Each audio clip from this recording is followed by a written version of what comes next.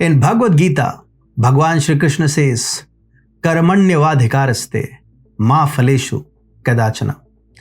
Doing something with the expectation of a reward will never bring genuine satisfaction. Estonia thought that NATO would allow it to take the top post, so be prepared for the heartbreak.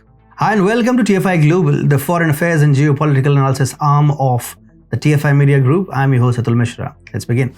We all know how crucial an ally Estonia has become for Ukraine in recent times. However, Estonia was not aiding Ukraine without a purpose. It was all Estonia's greed that pushed it as a best candidate for the job in Kiev. The lust and greed are now wide open, with Prime Minister of Estonia, Kaja Kallas, making it official.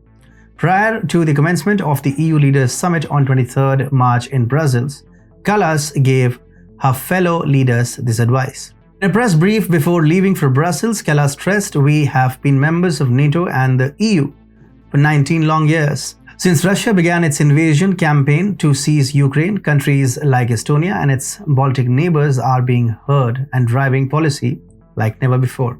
However, it's time to also put some of those people in charge. We should be on the radar for top jobs," she added.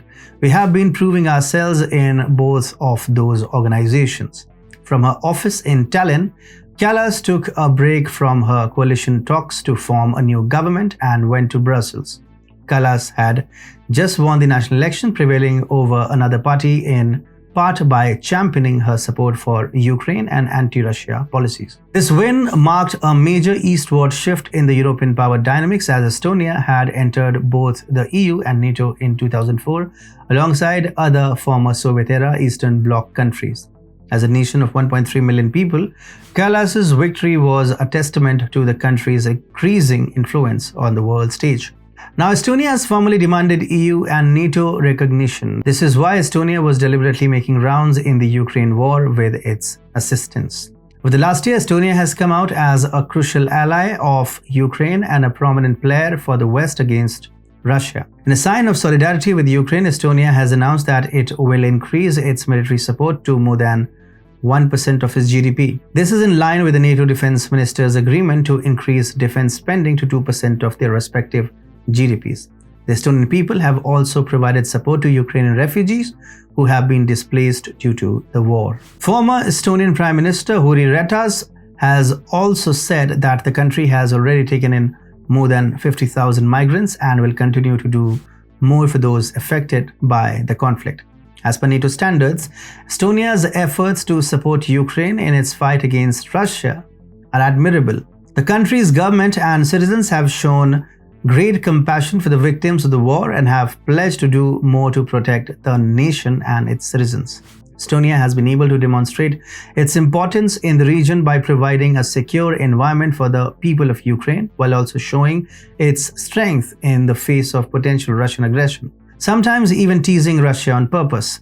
For instance, when the tensions between Russia and the West were increasing in August 2022, the governor of the Russian Pskov region, Mikhail Vedерnikov, warned that NATO drones have been attempting to cross the Russian border from Estonia, whereas Estonia had also announced to Finland that it will close the Gulf of Finland for Russian ships.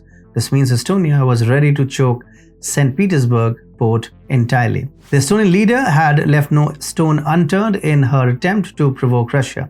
She has surely been doing the dirty work for her Western overlords, but the only sufferers were the innocent Estonian civilians who were losing money with each passing day. There was a point in Estonia where inflation was literally crossing the 20% mark. It was almost certain that Kallas might have to leave the office, but her smart play just before the election saved her face. Kallas pushed the issue of same-sex marriage in the Estonian general elections, and she won with a better mandate than in 2019. Now, as Kallas is sitting on a comfortable throne, she has openly announced her intentions to be the top leader in NATO and EU.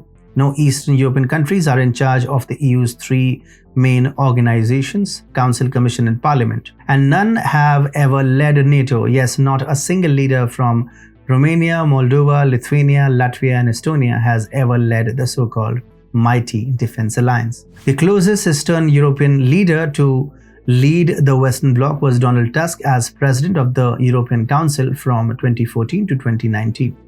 Kallas precisely wants NATO leadership in her hands as Jens Stoltenberg is going to leave the office very soon, or she might need an equal say as big guns of the EU, say Germany and France. For years, France and Germany have had an undue influence over Brussels, which eventually eclipsed other countries' ambitions as well as interests within the bloc.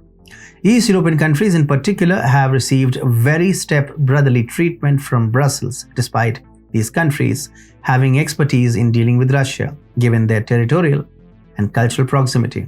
However, the power dynamics in Europe have changed as a result of the post-Ukraine war. Eastern European countries have now begun to question the EU's dominance over them. However, one must genuinely respect Tallinn's covert strategy for winning the support of the EU and NATO, while a number of other countries have openly criticized the Supreme Leader's lenient stance towards them.